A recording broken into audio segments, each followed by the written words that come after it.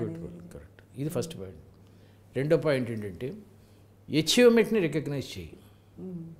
అచీవ్మెంట్ని recognise చేయి. నేను 8th class చదువుతూ ఉండగా 100కి 100 వచ్చినాయి నాకు మ్యాథమెటిక్స్లో. స్కూల్ నుంచి పరిగెత్తుకుంటూ వచ్చాను. మా అమ్మమ్మ ఉండేది.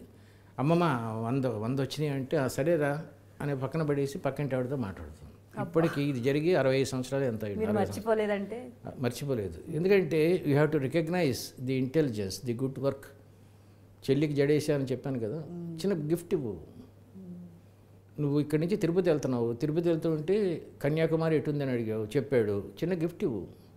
Always recognise their good deeds and this అని అంటారు. ఇది సెకండ్ పాయింట్ అండి. ఎంతమంది తండ్రులు పొద్దున్న లేవగానే బెడ్షీట్స్ తడతారండి ఇంట్లో? అది కూడా భార్యల పనే, భారీ పనే. నువ్వు అలా ఉన్నప్పుడు నీ కొడుక్కి క్రమశిక్షణ ఏం అలవాటు అవుతుంది? స్పేస్ మేనేజ్మెంట్, ఏ వస్తువు ఎక్కడ పెట్టాలో ఏం అలవాటు అవుతుంది? బాత్రూంలో బ్రష్ చేసుకొని సరిగ్గా ఆ గ్లాస్లోనో దేంట్లోనో బ్రష్ టంగ్ క్లీనర్ నువ్వు పెట్టడం పెడితే నీ కొడుకు కూడా అలా పెడతాడు. స్పేస్ మేనేజ్మెంట్ చెప్పు పిల్లలకి. నువ్వు చేయి ముందు.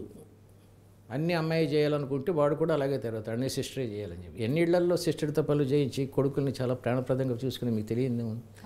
చిన్న చిన్న రిపేర్స్ చేయించడం నేర్పాలండి. ఒక 15 ఏళ్ళు వచ్చినాయి అనుకోండి, కరెంట్ పోయింది, ఫ్యూజ్ తీయటం కూడా చేత కాదు చాలామంది. అసలు ఫ్యూజ్ ఎక్కడ ఉంటుందో కూడా తెలియదు. అసలు కరెంట్ నడవాలి ఇళ్లలో అంటే ఫ్యూజ్ ఉండాలన్న విషయం కూడా వాళ్ళకి తెలియదండి. చిన్న చిన్న రిపేర్స్. అన్నిటికన్నా ముఖ్యంగా కుకింగ్ అండి. మీ పిల్లలకి అబ్బాయి అయితేనే అమ్మాయి అయితే 14 ఏళ్ళు వచ్చినప్పుడు కనీసం చారులో తాలింపు పెట్టడంతో నుంచి స్టార్ట్ చేసి నెమ్మదిగా ఉల్లిపాయలు కొయ్యటం, బీరకాయలు కొయ్యటం.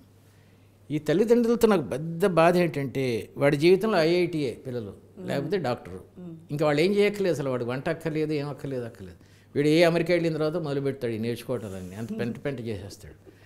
ఒక్క అరగంట టీవీ చూసే బదులు వంటింట్లో గడపచ్చు కదా. Give them the pressure of cooking for mother and father.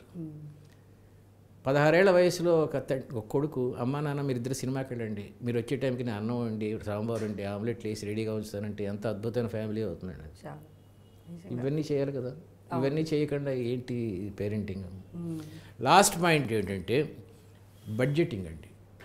మీ పిల్లవాడికి 18 ఏళ్ళు, 16 ఏళ్ళు, 17 ఏళ్ళు వచ్చిన తర్వాత నీకు ఎంత ఆస్తుంది, ఎన్ని అప్పులు ఉన్నాయి, నీకు ఎంత ఇన్కమ్ వస్తుంది, అమ్మ నెలకి 50,000 ఖర్చు పెడుతుందిరా, దీంట్లో ఏమైనా తక్కువ చేయడానికి వీలవుతుందేమో బడ్జెట్ వెయ్యి అంటే వీడు అమ్మతో కూర్చొని ఎంత కూరగాయలకు పెట్టావు, ఎంత వాటర్ బిల్ కట్టావు, ఇవి చేసుకున్నాడు అనుకోండి, ఈ ఎక్స్ట్రా కోరికలన్నీ పోతాయండి. నాన్న సంపాదన 60,000, 10,000 సేవ్ చేసుకుంటున్నాడు, 50,000లో అమ్మ ఇంత కష్టపడి ఇవన్నీ మేనేజ్ చేస్తుంది. ఈ టైంలో నేను ఇంకా అడగటం మంచిదా?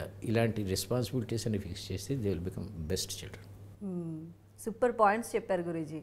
అంటే ఒక్కొక్క విషయాన్ని మనం పిల్లలకి చెప్పి చేయించుకొని వాళ్ళంతటికి వాళ్ళకి ఒక అవగాహన తీసుకొచ్చేటువంటి